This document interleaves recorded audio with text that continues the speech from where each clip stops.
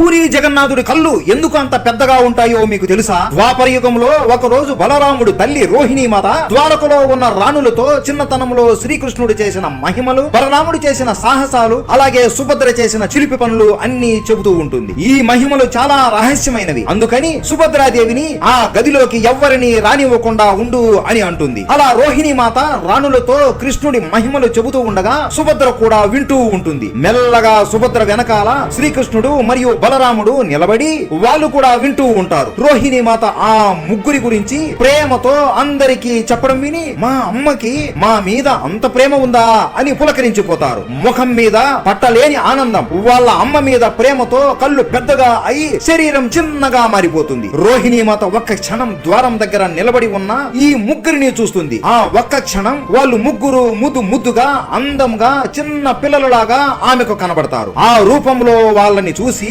ఎంత ముద్దుగా ఉన్నారురా వీళ్ళు అని అనుకుంటుంది. కానీ వెంటనే ఒక్క క్షణంలో మళ్ళీ మామూలుగా మారిపోయి అమ్మో అమ్మ మనల్ని చూసేసింది అని పరిగెత్తుకుంటూ వెళ్ళిపోతారు. అప్పుడు రోహిణీ మాత కళ్ళల్లో ఆ రూపమే కనబడుతూ ఉంటుంది. నా పిల్లలు ఆ రూపంలో ఎంత ముద్దుగా ఉన్నారో, ఈ రూప దర్శనం ప్రతి ఒక్కరికి దక్కి ఉంటే బాగుండేది అని భావిస్తుంది. శ్రీకృష్ణుడికి రోహిణీ మాత మనసులో ఉన్న కోరిక అర్థమవుతుంది. నీ కోరిక ఎప్పటికైనా నెరవేరుతుందిలే తల్లి అని అనుకుంటాడు. అందరూ జై జగన్నాథ అని కామెంట్ చేసి సబ్స్క్రైబ్ చేసుకోండి. జై జగన్నాథ.